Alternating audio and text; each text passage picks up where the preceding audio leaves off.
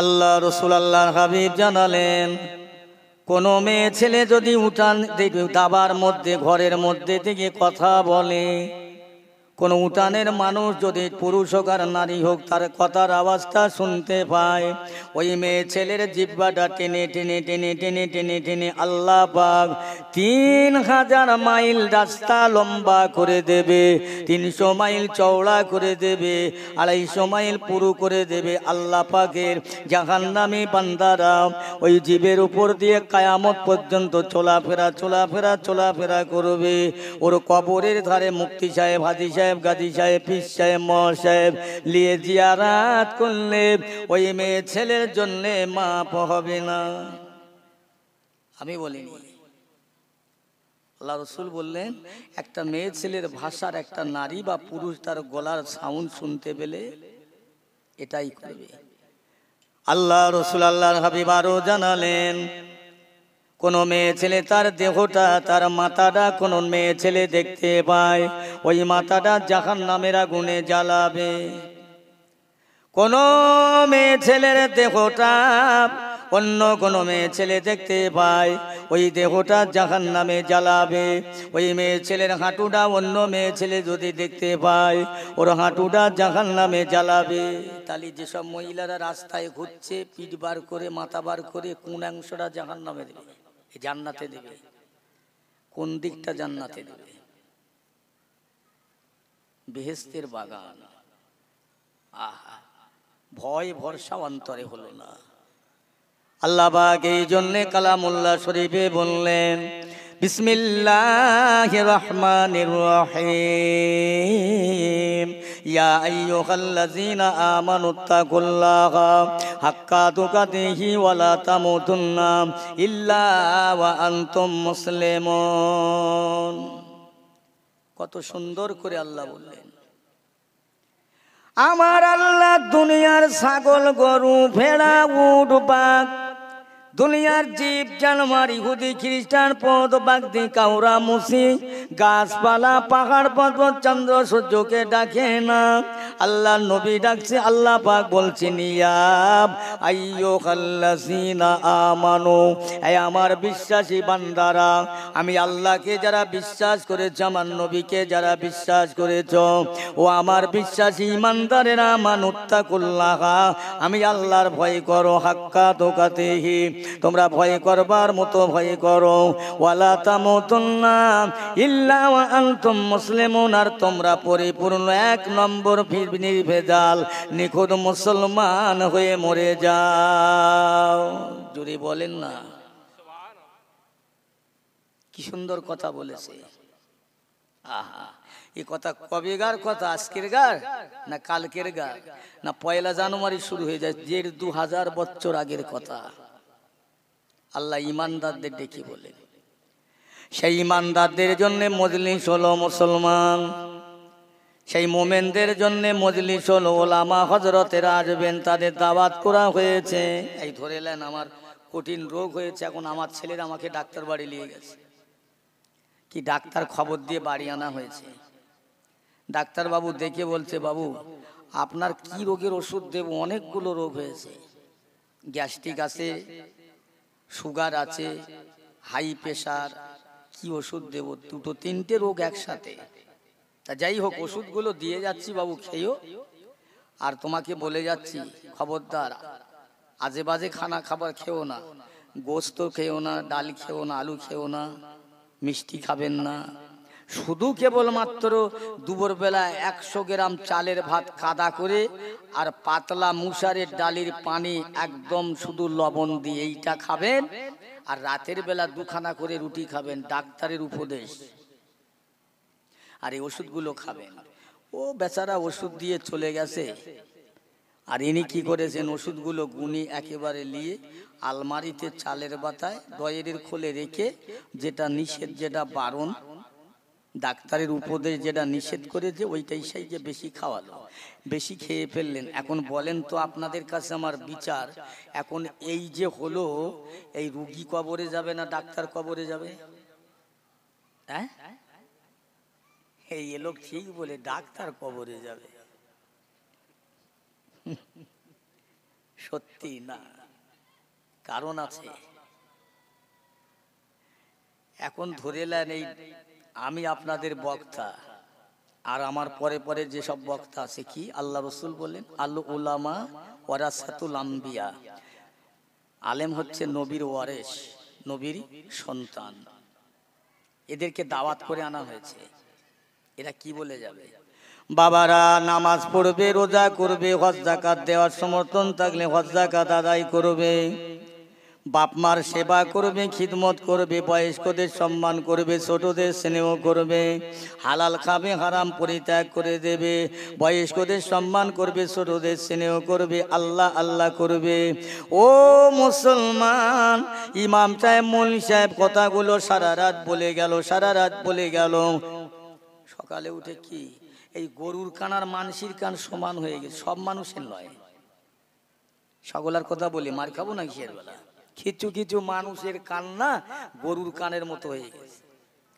এখন আমি সারা রাতটা গরুর কানে বলছি, গরু কালকে তোরে হাল চস্তি নিয়ে যাব, আমার বড় ভাত জমির পাশে আমার জমি, আমার বড় ভাত জমিটি কবির ওয়ারেজ আলুর ওয়ারেজ, খবরদার মুখ দিবি না, খাবি না, খবরদার ওর সাথে আমার দ্বন্দ্ব ফাসাদ দাঙ্গা, খবরদার খাবি না।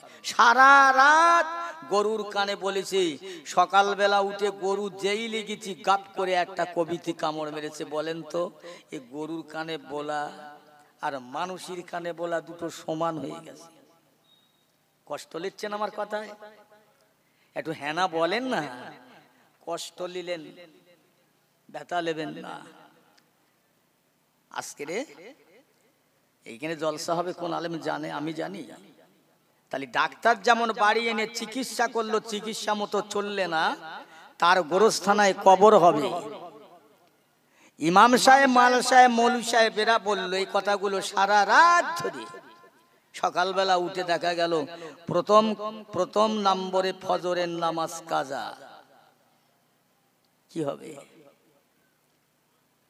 আমার পেয়ারা ভাইয়ের আব্বা জানেরা, কথার প্রসঙ্গে অনেক কথা বলতে বলতে অনেক কথা বেড়ে যায়, বড় দুঃখ লাগে, বড় কষ্ট লাগে। আজকের যে শরিয়াতের জলসা করে, ইসলামিক জলসা তৈরি করে, আলেমদের দাওয়াত করে এনে গুরুত্ব দিচ্ছি না, দাম দিচ্ছি না, তার ইজ্জত দিচ্ছি না, কোরআন পাকের দাম দিচ্ছি না।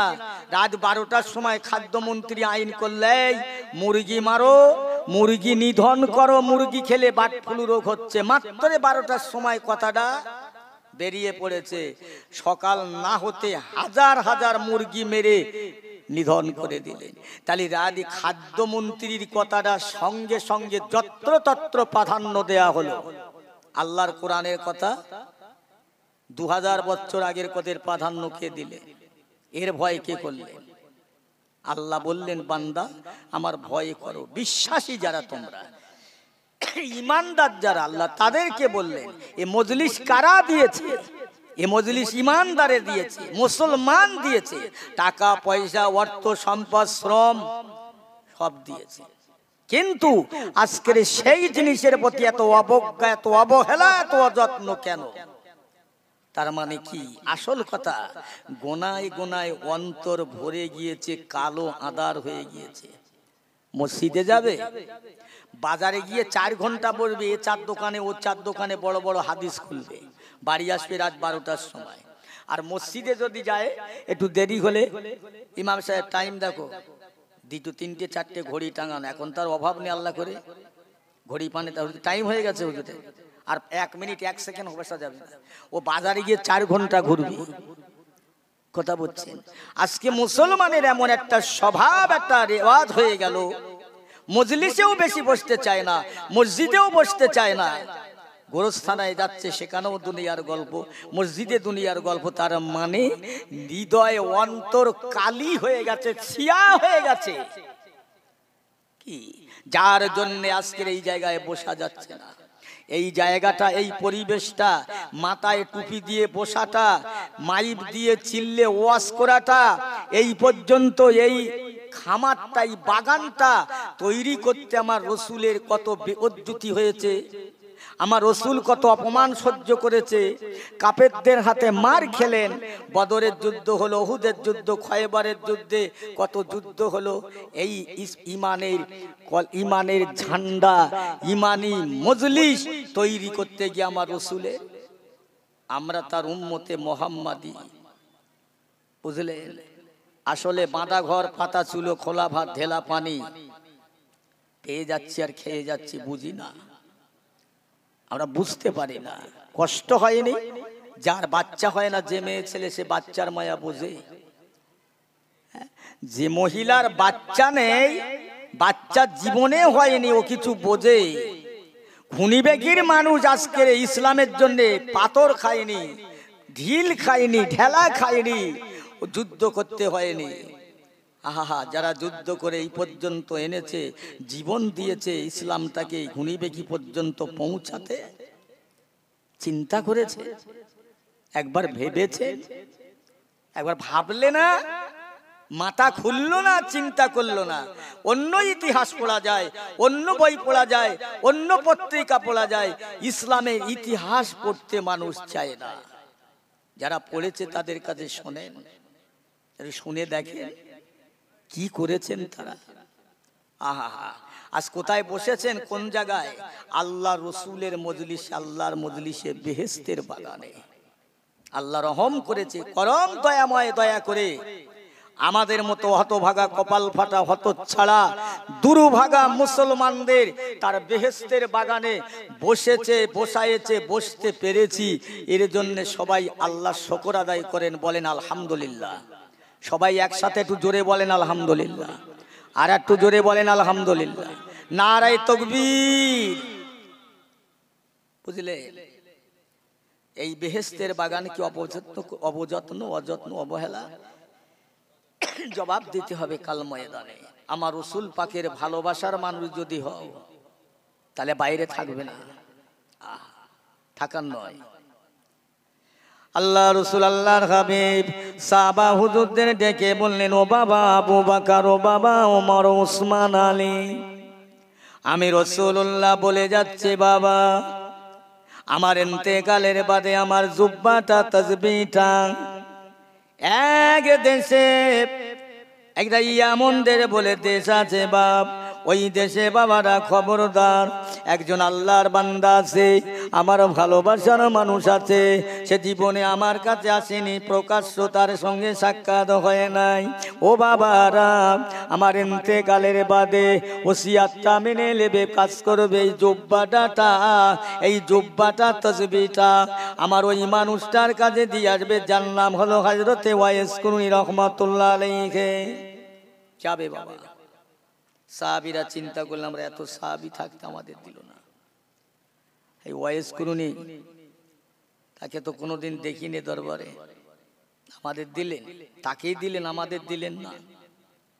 আল্লাহ রসুলের সাহাবারা মনে মনে করছে, আমার রাসূলুল্লাহ বলে, আমার সাহাবাগণেরা খবরদার বাবা, তোমরা আনামনা করো না। ওয়াইস কুরনির বাড়ি যাবে, দেখবে বাবা, দেখলে বুঝতে পারবে সে আমাকে বড্ড ভালোবাসে। বড্ড ভালোবাসে। তসবিহ আর জুব্বা ওনাকে দিয়ে আসবে। আল্লাহ রসুল দিন দুনিয়ার বাদশাহ দুনিয়া থেকে বিদায় হয়ে গেলেন, ইন্তেকাল হয়ে গেলেন, ওফাত হলেন। হযরত আবু বকর, ওমর, ওসমান, আলী চারজন সাহাবী জুব্বাটা, তাসবিহটা নিয়ে হেঁটে হেঁটে হেঁটে হেঁটে হযরত ওয়াইস কুরনি রাহমাতুল্লাহ আলাইহির বাড়িতে চলে যান। তারা হেঁটে হেঁটে বাড়ি গেলেন। দরুদ শরীফ আল্লাহুম্মা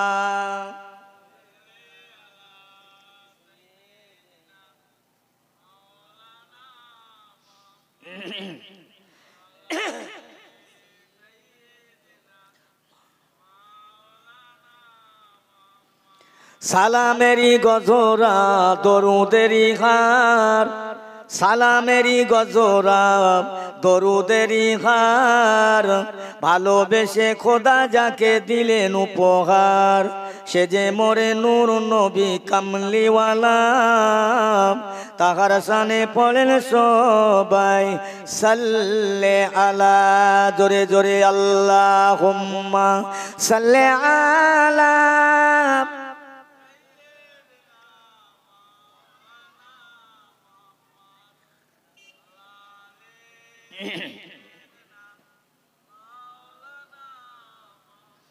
হইতাম যদি ফুলের মালা খুশবু ভরা গোলাপি, হইতাম যদি ফুলের মালা খুশবু ভরা গোলাপি, যাইতাম আমি রওজা পাকে, রইতাম আমি মদিনা, দিবানিশি দরুদ পড়ে জুড়িয়ে লিতাম আমার প্রাণ। আল্লাহুম্মা, একটু জোরে পড়েন সাল্লে আলা।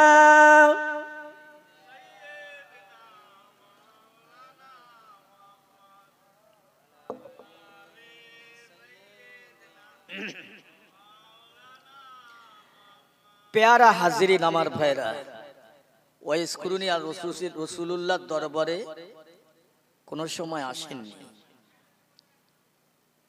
ওয়াইস কুরুনির জন্য টুপি, এই জুব্বা আর তসবি নিয়ে ইয়ামন দেশে গিয়ে একজনের জিজ্ঞাসা করছেন, ভাই এখানে ওয়াইস কুরুনি কোথায়? আহা, আল্লাহ রসুলের না দেখে মানুষটা এত বিশ্বাস করলেন। দুনিয়াদারি কোনো ধান্দা নাই, মাঠে ময়দানে উঠ চড়িয়ে বেড়ায়, নামাজের ওয়াক্তে নামাজটা পড়ে এলেন, এই ছিল কাজ। এমন দেশের মানুষটা বলছেন ওই মানুষটার সঙ্গে কি দরকার, সে যে পাগল দেওয়ানা মজনু হয়ে গেছে, সে যে দেওয়ানা হয়ে গেছে, তার সঙ্গে তোমাদের কিসের দরকার? একটু দরকার আছে, যাব যাও। সে মাঠে ঘুরছে, মাঠে শুধু দৌড়াচ্ছে আর শুধু বলছে ইয়া রাসূল আল্লাহ, হাবিব আল্লাহ, ওই লোকটার আমাদের দরকার। চারজন সাহাবী গিয়ে দেখছেন ওয়াইস কুরুনি সেজদায় পড়ে কাঁদছে। আল্লাহ রসুল বলে দিয়েছিলেন তার গালে দাঁত থাকবে না, দাঁত নেই, হাতে একটা দাগ দেখতে পাবে, তিনি ওয়াইস কুরুনি। আল্লাহ রসুলের না দেখা মানুষ। আমরা এখানে যারা বসে আছি ভাই, কেউ বলবো যে আমরা আল্লাহ রসুলকে দেখেছি? বলতে পারবো? কেউ না, কেউ দেখিনি, সে মানুষটাই না দেখি। আল্লাহ রসুলের সাহাবাগণেরা মাথার গোড়ায় দাঁড়িয়ে আছেন, ওয়াইস কুরুনি আল্লাহর নামে আল্লাহর সিজদায় পড়ে কাঁদতে লাগলেন। ও ভাই জানেরা, আল্লাহ রসুলের সাহাবীরা দাঁড়িয়ে রইলেন বহুক্ষণ ধরে, অনেকক্ষণ ধরে। এবারে না দাঁড়িয়ে দেখতে পেরে তারা সালাম দিলেন, ইয়া আসসালামু আলাইকুম। উনি উত্তর দিলেন ওয়ালাইকুম আসসালাম। মাথা তুললেন কারা ভাই? কি মনে করে? আপনার নাম ওয়াইস কুরুনি? হ্যাঁ, এই লাইন। আমরা আপনারা কোত্থেকে আসছেন? মদিনা থেকে। হ্যাঁ, মদিনায়। তোমরা কি রসুল পাককে দেখেছো? জি হ্যাঁ। ওয়াইস কুরুনি বলছে, ভাই জান, তোমরা আমাকে খুঁজছো কেন? কি জন্যে আমাকে খুঁজছেন কেন? আল্লাহ রসুল দয়ার নবী, দিন দুনিয়ার বাদশাহ হাবিবুল্লাহ এই জুব্বাটা, এই তসবিটা আপনাকে দিয়ে গেলেন। না ভাই, হয়তো ভুল করছেন আপনারা, আপনারা অন্য স্কুলকে খুঁজছেন, আমাকে নয়। আপনি সেজদায় থেকে মাথা তোলেন, দেখেন আমাকে অন্যদিকে, অন্য স্কুলকে খোঁজেন। না না, আল্লাহ রসুলের সাহাবীরা সবাই বলে হুজুর বসেন। বসে বললেন, গালে দেখলে একটাও দাঁত নাই, হাতটা উঁচু করলে হাতের একটা দাগ দেখতে পেলেন। আল্লাহ রসুলের সাহাবীরা বলেন, ও ভাইজান, আল্লাহ নবীর নিদর্শন। আল্লাহ রসুল বলে গেলেন, আমার ওই মানুষটাকে যিনি যার কাছে পাঠাচ্ছে, ওই মানুষটার গালে দাঁত নাই, কালো একটা দাগ আছে, আমরা বুঝতে পারলাম, ধরে ফেললাম, আর আপনি এড়িয়ে যাবেন না। এইলেন আপনাকে এই জিনিসগুলো দিয়ে দিচ্ছি, আল্লাহ নবী বলে গেলেন। আর আপনি আল্লাহ নবীর আখিরি জামানার নবীর, শেষ জামানার নবীর, শেষ জামানার নবীর উম্মতে মুহাম্মাদের জন্য আল্লাহ নবী দোয়া চাইতে বললেন। আপনার দোয়াটা আল্লাহর দরবারে কবুল হবে, জোরে বলুন সুবহানাল্লাহ। এই রাসূল বলে গেছে, আমি দোয়া করি। ও ভাইজানেরা, আমি ওয়াইজ করুনি, আমার গালে দাঁত নাই বললে কি বুঝলে কেমন নবী বলে গেলেন, হুজুর আপনার দাঁত নাই, এত নেই, একটাও গালে দাঁত নেই, কি করলেন? আপনি তো আল্লাহর নবীর দরবারে কোনোদিন যান না, কোনোদিন দেখিনি। আল্লাহ নবীর, আল্লাহ রসুলের ভালোবাসার মানুষ বলছে, ভাই জানেরা, আমি আর যেতে পারলাম না। আল্লাহ নবীর দরবারে বহুবার যাবার জন্য নিয়ত করলাম যাব বলে, কিন্তু আমার একজন মা ছিল, গর্ভধারিণী মা, জনম দুঃখিনী মা, পেটে ধরা মা, অভাগিনী মা। আমার মাকে ধরে তুলতে হতো, ধরে বসাতে হতো। এই জন্য আমি আইসকুলি বারবার মারায় নিলাম, আম্মা জান একটু আল্লাহ নবীর দরবারে যাব, আল্লাহ রসুলের দরবারে যাব, মা দোয়া করেন। বাবা তুমি আমার দরবার থেকে চলে গেলে আমাকে কে ধরে তুলবে বাবা, কে ধরে শোয়াবে, কে খাওয়াবে বাবা, তুমি যেও না। ও রাসূলুল্লাহ সাহাবীরা, আমি ওয়াইজ করুনি, আমার মায়ের কাছে থেকে মায়ের রায় না নিতে পেরে আমি রাসূলুল্লাহর দরবারে যাই না। এই যুবক ছেলেরা, মাকে কি যত্ন করেছেন, মার রায় পাইনি বলে রসুলের দরবারে যেতে পারিনি। মাকে কি ভালোবেসেছে। আল্লাহ রসুলের সাহাবীরা জিজ্ঞাসা করেন, আপনার গালের দাঁতটাও নাই, ও রসুল পাকের সাহাবীরা একবার কি বলতে পারো আল্লাহ নবী কোন উহুদের যুদ্ধে গিয়েছিল? জি হ্যাঁ, আল্লাহ রসুলের উহুদের ময়দানে, উহুদের যুদ্ধে, উহুদের মাঠে একটা দান্দান মোবারক আল্লাহ নবীর ভেঙে গিয়েছিল কাফেরদের পাথরের আঘাতে। আমি ওয়াইজ করে দেখি নাই, কানে শুনেছিলাম রসুল্লাহর একটা দান্দান মোবারক শহীদ হয়েছে। আমি ওয়াইজ করনি, চিন্তা করলাম আমার রসুল্লাহ একটা গালের দাঁত ভেঙে যাব গেছে, কষ্ট হবে, দাঁত ভাঙা বেদনা, দাঁত ভাঙা যন্ত্রণা, দাঁত ভাঙা কষ্টটা। আমি ওয়াইজ করুনি আমার গালে ওই দাঁতটা ভেঙে ফেলবো।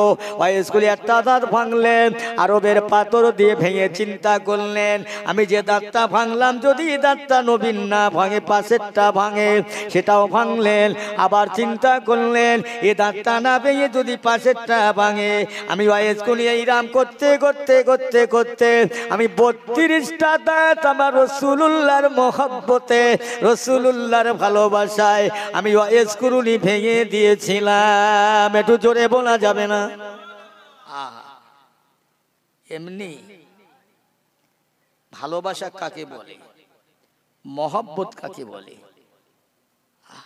আল্লাহ রসুল তার জন্য একটু জুব্বা তসবিহ দিলেন।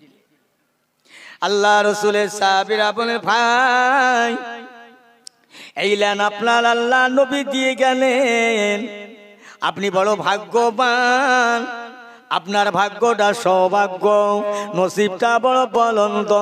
এইলেন আল্লাহ নবীর জুব্বাটা, আল্লাহ নবীর তসবিহটা নিয়ে এলেন।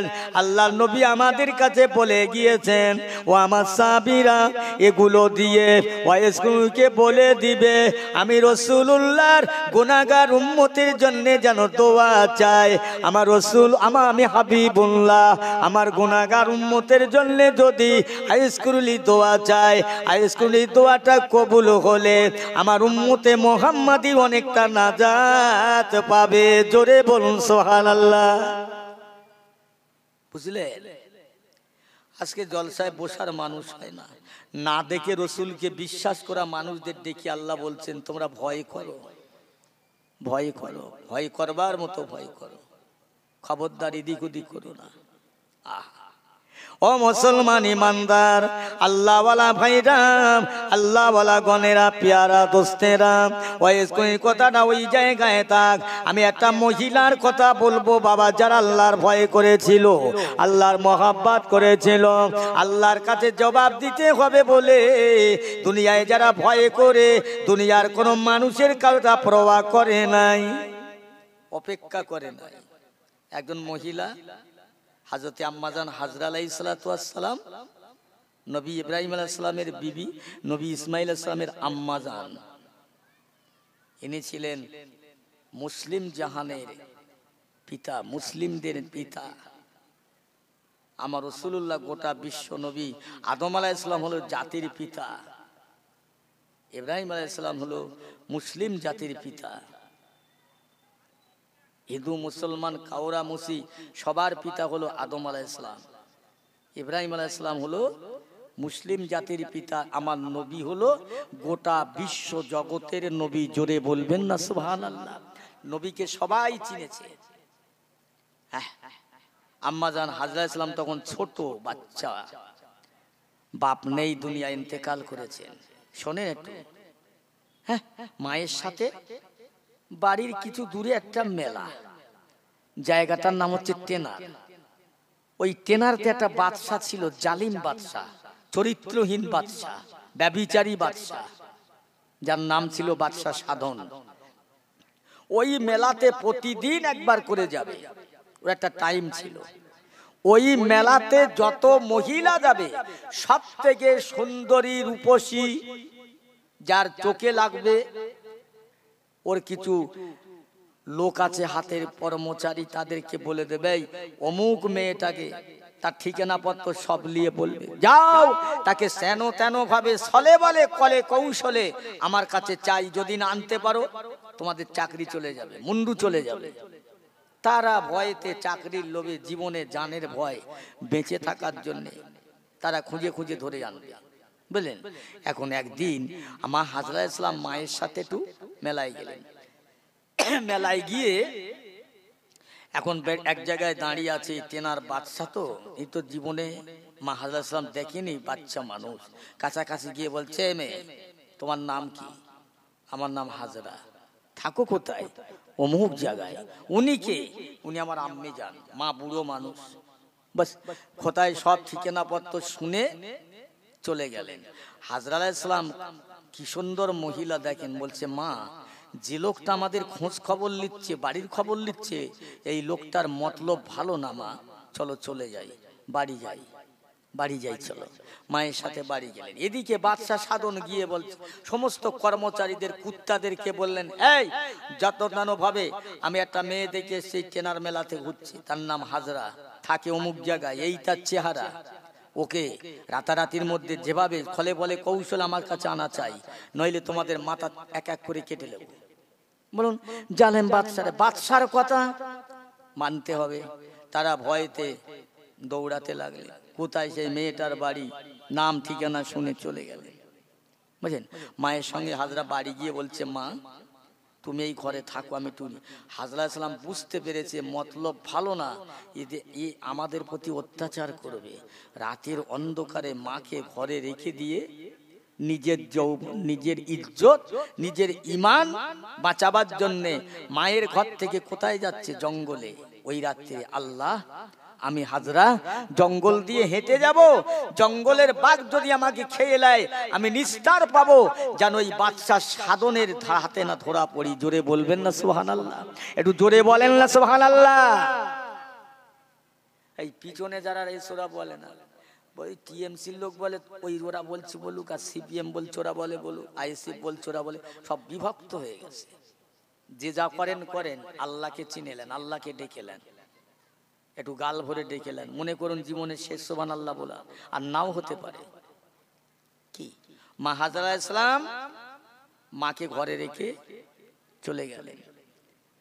আল্লাহর বান্দি জঙ্গল দিয়ে যায়, জঙ্গলের বাঘদের হেঁকে চিল্লে বলে, এ জংলার বাগেরা, আমি তোমাদের খাদ্য, আমি তোমাদের পেটের খোরাক কাকা রুজিয়েছি, তোমরা কে খেয়ে লাও। আমি হাজরা চিন্তা করে জানে বেঁচে যাবো, আখিরাতে আর আমার কোনো হিসাব দিতে লাগবে না। একটা জঙ্গলের বাঘ বার হয় না, আল্লাহর হুকুম হয়ে গেছে, এ বাঘেরা আমার হাজরাকে একটা গার পশমের তার সামনে যাবি না, তাকে আঘাত করবি না। পরীক্ষা হচ্ছে, ইমানদারের পরীক্ষা হয়। যারা স্কুলে যায় ওদের পরীক্ষা হয় না, যারা স্কুলে যায় ওদেরই পরীক্ষা হয়, যারা যায় না ওদের পরীক্ষা নেই। ইমানদারের পরীক্ষা আছে, ইমানদারের খুব পরীক্ষা। তবে আদা আদি ইমানদারের পরীক্ষা হবে না, আদা আদি। মুসলমান সকালবেলা সন্ধ্যাবেলা বেঈমান, সন্ধ্যাবেলা ইমানদার, সকালবেলা বেঈমান, বুঝলেন? এক পরীক্ষায় শেষ। আল্লাহ পরীক্ষা করলে আছি কোথায়?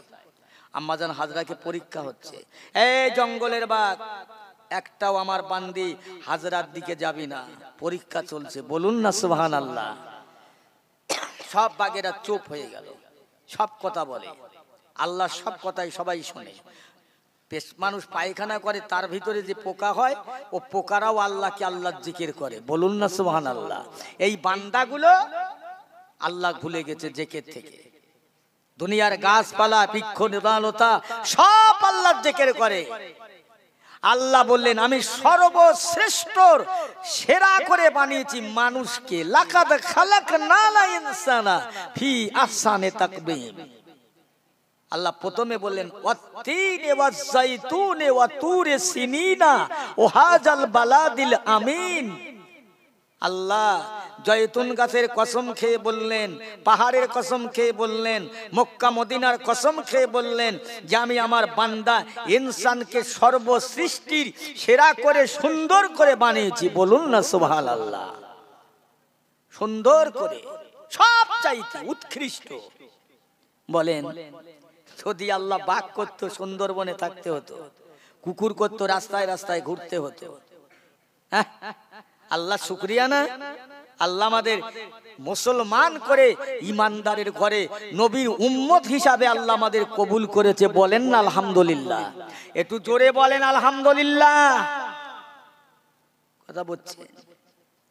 মা হাজরা ইসলামের পরীক্ষা হচ্ছে, জঙ্গলের বাঘকে আল্লাহ হুঁশিয়ার করে দিলেন। একটা বাঘ সামনে গেলেন না, জঙ্গল পার হয়ে সামনে দেখলেন নীল নদ, দরিয়া, পানি আর পানি। আমাজান চিন্তা করছেন, আল্লাহ কি করব? নীল নদ, একটা জঙ্গলের বাঘ আমাকে খেলো না। জঙ্গলের বাঘ জঙ্গলে বাস করছে, বাঘে একটাও এলো না। মা হাজরার নিজের মায়ের কথা স্মরণ হলো। অনেক রাত হয়ে গেল, কেউ সঙ্গে নেই, একটা আল্লাহর বান্দি। আল্লাহর ভয়ে, খোদার ভয়ে, জাহান্নামের ভয়ে, দুশমনের হাত থেকে, ব্যভিচারীর হাত থেকে বাঁচার জন্য জঙ্গল দিয়ে ছুটে ছুটে সামনে গিয়ে দেখছেন নীল দরিয়া। আহা, বাঁচবে কি করে? কোথায় যাবে? আজকে মেয়ে ছেলেরা তাদের নিজের সতীত্বটা, তাদের ইজ্জতটা তারা নিজেরাই শেষ করে জাহান্নামের খোরাক হয়ে গেল। জাহান্নামের খোরাক হবে কারা? জেনপরি, ছাগল গরু, হাতি হুট ঘোড়া না। জাহান্নামের খোরাক হবে এই মানুষ আর পাথর। বুঝছেন? পাথর আর জাহান্নাম, ইনসান মানুষ। আম্মাজান হাজরা নীল দরিয়ার পাড়ে বসে রয়েছে, চিন্তা করছি কি করব। একটা জঙ্গলের বাঘ যেন খেয়ে নিত, আমি ব্যভিচারীর হাত থেকে বেঁচে যেতাম।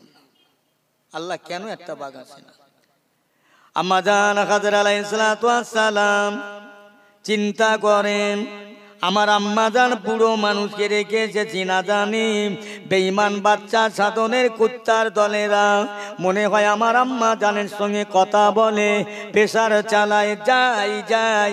আম্মাজান হাজরা আলাইহিস সালাতু ওয়াস সালাম ওই রাতের বেলা আবার দুই দিকে জঙ্গল, মাঝখান দিয়ে সুড়ঙ্গ রাস্তা, আবার যাই হেঁটে হেঁটে। আল্লাহর বান্দি বলে, ওরে জঙ্গলের বাঘেরা, আমি হাজরাকে তোরা খেয়ে এলে, খেয়ে ফেল, আমি কি তোদের উপযুক্ত খাদ্য নয়? আমি কি তোদের খোরাক নয়? তোরা আমাকে খেয়ে এলে আমি ব্যভিচারীর হাত থেকে বেঁচে যাব, জালেমের হাত থেকে বেঁচে যাব। কেউ না একটা বাঘ আসলো, আবার মায়ের ঘরের কাছাকাছি গিয়ে আস্তে আস্তে করে ডাকছেন, আম্মা জান, ও আমার আম্মা জান। মায়ের ডাকের আওয়াজ নাই, সাড়া নাই, শব্দ নাই।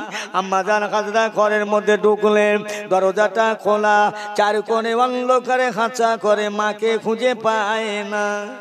মাকে পাচ্ছে না। কি হলো আমার মা? তাহলে ওরা আমাকে মাকে ধরে লে গেল, আমার মাকে ওরা নিয়ে গেল। আম্মা জান হাজরা আলাইহিস সালাম ঘরের চার কোণে খাঁচা করে পেলেন না। ঘরের মাঝখানে পা দিল, দেখলো কাদা নরম। ওই মাটিটা শুকে দেখলেন এটা রক্তের গন্ধ। আম্মা জান কাঁদতে লাগলেন, আল্লাহ পাক, আমি হাজরা আমাকে জঙ্গলের বাঘ খেয়ে নিত যদি, তাও আমি নিস্তার পেতাম। আল্লাহ পাক, দুনিয়া আমার আব্বা বিলতে ছিল না, মায়ের অধীনে ছিলাম মনে হয়। বেঈমান বাদশা সাধনের কুত্তার আমার মাকে নিয়ে চলে যায়। মাই রাত্রে কোথায় যাবে? দেখি আমার পাশের বাড়িতে একটু দূরে আমার আম্মা জানেন এটা সই আছে, ওখানে যায়। যদি আমার মা আমার মায়ের সইর বাড়ি যায়, আমার খালার বাড়ি যায়। আম্মা জান হাজরা আবার দৌড়ালেন, নিজের খালা আম্মা জানের কাছে গিয়ে বলছে, খালা আম্মা জান, এখানে কি আর আম্মা এসেছিল? আমি হাজরা। হাজরার খালা বলে, হাজরা কোথায় ছিলে রাতের বেলা এতক্ষণ? তুমি কোথায় ছিলে হাজরা? আম্মা খালা মা, আমি এখান থেকে অন্য জায়গায় ছিলাম। আমার আম্মা জান কি আছে? না মা, এখানে তোমার আম্মা জান নাই। ও আম্মা জান, খালা আম্মা জান, আমার আম্মা কোথায় গেল? ঘরে তো নাই। ও হাজরা জোরে কথা বলবি না, বেঈমান বাদশা সাধনের কুত্তারা চারিদিকে ঘুরছে মা, তোকে পাওয়ার জন্যে, তোকে নিয়ে যাবার জন্যে। মা তুই জোরে কথা বলবি না, এখানে থাকলে তোকে আমি আটকাতে পারবো না। ও মা হাজরা কোথায় ছিলি? সেইখানে যা। আম্মা জান হাজরা নিজে জাহান্নাম থেকে বাঁচার জন্য, সতীত্বটা বাঁচার জন্য, ইমানটাকে বাঁচাবার জন্য হাজরা মা পায় না, মা মা মা মা করে চিল্লি চিল্লি কানতে কানতে আবার ওই রাত্রিরে জঙ্গল দিয়ে দৌড়াতে লাগলেন। এই জঙ্গলের বাঘেরা, দুনিয়ায় আমার আব্বা বেঁচে নাই, আমার মা বেঁচে নাই, আমি হাজরা কেন বেঁচে থাকবো? আল্লাহ আমাকে কেন বাঁচিয়ে রাখলেন?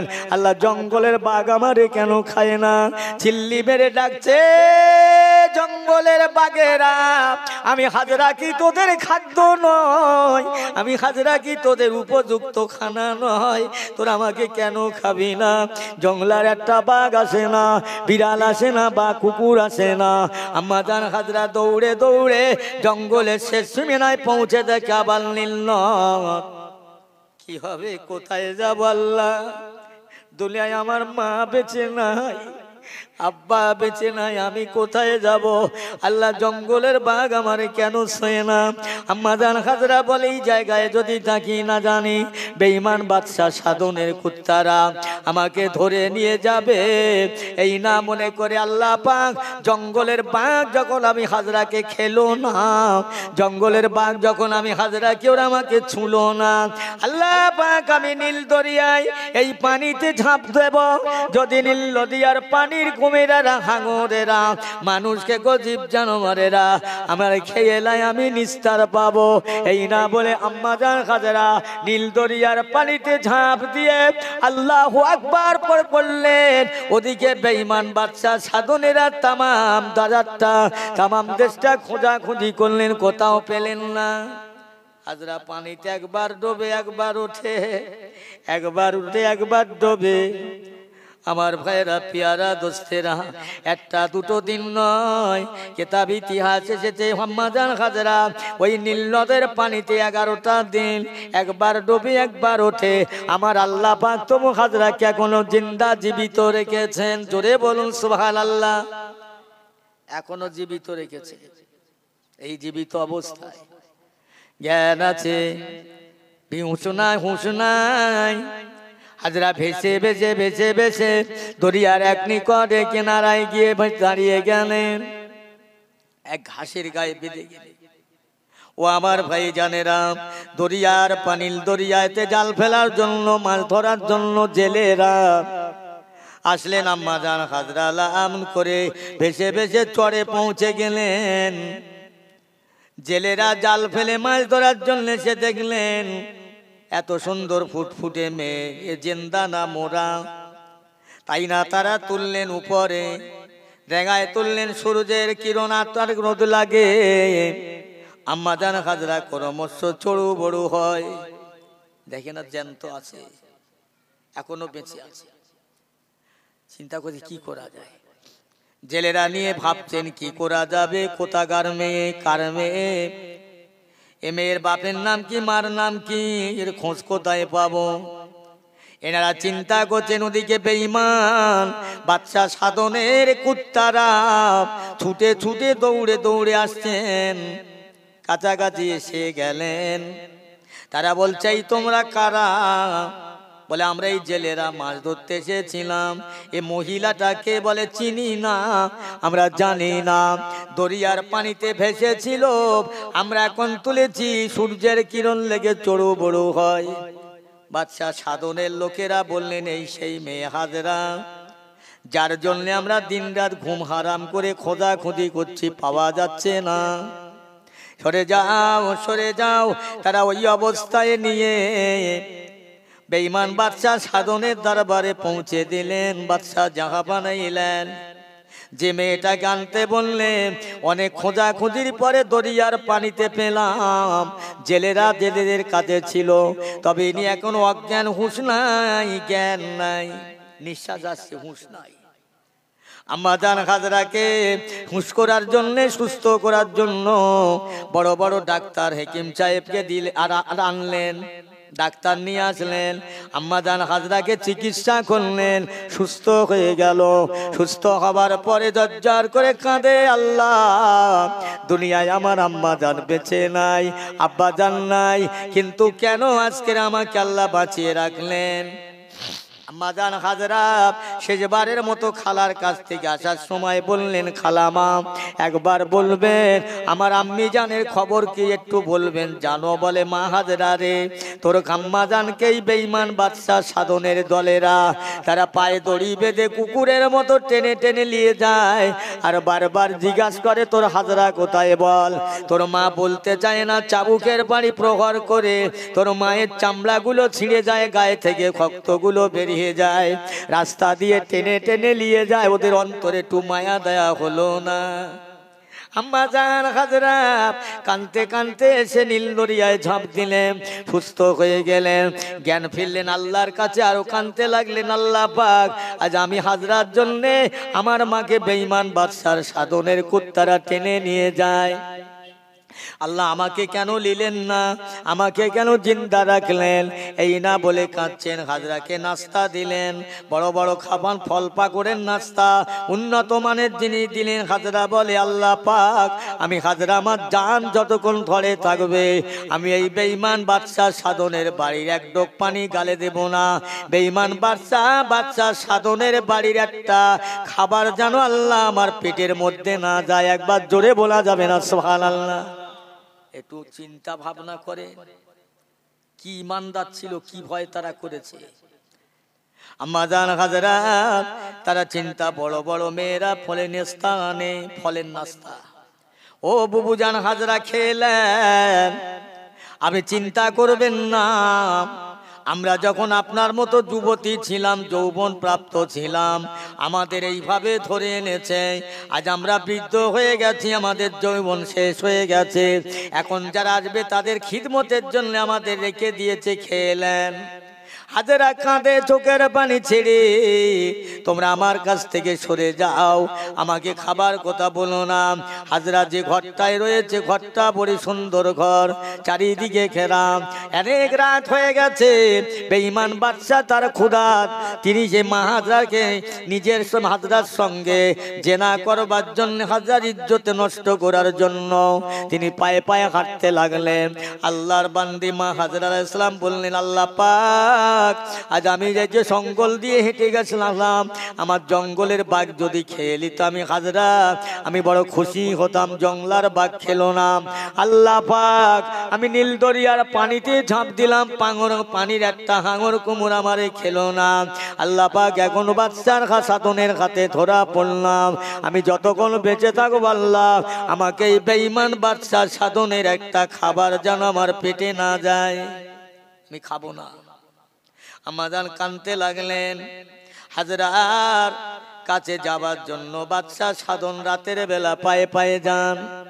যেতে যেতে কিছু না দূরে গেলেন, আম্মাজান হাজরা কাঁদছেন, আল্লাহ আমাকে যখন বাঘে খেলো না, দরিয়ার মাছেরা কুমিরিরা খেলো না, আল্লাহ পাক এখনো পর্যন্ত আমি হাজরাকে হেফাজত করবে। বেঈমান বাদশা সাধন যেন আমার কাছে না আসে, আমি যেন বেঈমান বাদশা সাধনের কাছে না যাই। আমার আল্লাহ বলে আমার ইমানদার যারা হয়, আমার ভালোবাসার বান্দে যারা হয়, আমার মহব্বতের বান্দা বান্দি যারা হয়, আমি আল্লাহ তাদের দোয়াটা ফিরিয়ে দিতে পারি না, আমি আল্লাহ তাদের দোয়া ফিরতে পারি না। আম্মাজান হাজরা কাঁদছেন, আল্লাহ বেঈমান বাদশা সাধন যদি আমার দিকে অগ্রসর হয়, আল্লাহ আপনার দরবারে আমার দোয়া আপনি বেঈমান বাদশাকে সাধনকে আমার কাছে যেন না আসতে পারে। ও আমার পায়রা দোস্তেরা, আল্লাহর ইমানদার বান্দির কথা আল্লাহ ফেলে দেয় না। বেঈমান বাদশা সাধন ধীরে ধীরে আসতে লাগলেন। আমার আল্লাহ পাক এমনটা করলেন, দুইটা চোখে আর দেখা পায় না। হঠাৎ বেঈমান বাদশা অন্ধ হয়ে গেল। একবার জোরে বলা যাবে না? আর একটু জোরে হবে না? অন্ধ হয়ে গেল। বাদশা সাধন বললেন, ও হাজরা আমি এত মানে ছেলের কাছে গেলাম, এমনটা কোনোদিন হয় নাই। আমি তোমার কাছে যাবার জন্য আমার এত ভালো চোখ দৃষ্টি নজর ক্ষমতায় হঠাৎ বন্ধ হয়ে গেল, যেন রাত নেমে এসেছে, চোখে দেখা পাই না। এত আলো জ্বলছে, আলো আর আমার চোখে আসে না, আলোর রোশনি নাই। হাজেরা আমি আর তোমার দিকে অগ্রসর হব না, তুমি আমাকে মাফ করে দাও। আম্মাজান হাজরা শুনতে পেয়ে বলেন, আল্লাহ ও যখন মাপ চেয়েছে আর আসবে না আমার কাছে, আল্লাহ ওর চোখের দৃষ্টি ফিরিয়ে দাও। আমার আল্লাহর হুকুমে আল্লাহর রহমতে ওর চোখের দৃষ্টি ফিরিয়ে আসলো। আবার আসছে। বাঁদর যত বুড়ো হয় গাছে ওঠা স্বভাব যায় না বাবু, বাঁদর বুড়ো হলেও গাছে ওঠে। বাদশা সাধনের যে স্বভাব, অন্ধ হয়ে গেছে, দোয়া হয়ে আবার ফের আসছে। আল্লাহ পাক আম্মাজান হাজরা বলছেন, আল্লাহ পাক দয়াময়, বেঈমান বাদশা সাধনের হাত থেকে আমাকে হেফাজত করুন।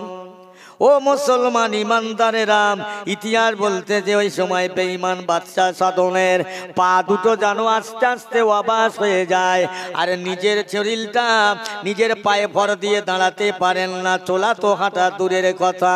ওই সময় আল্লাহর বান্দা বাদশা সাধন বেঈমান ব্যভিচারী জালেম বলছেন, ও হাজরা আমি একবার তোমার কাছে মাপ চাইলাম, আবার ফিরে মাপ চাইছি, আমি কথা দিলাম আমি আর তোমার কাছে যাব না। এখন তুমি আমার মেয়ে আর আমি তোমার বাপ হিসাবে ক্ষমা করে দাও। আম্মাজান হাজরা এমন করে বেঁচে গেলেন, ওই জায়গায় থাকলেন, আর ওর কাছে আসেন না।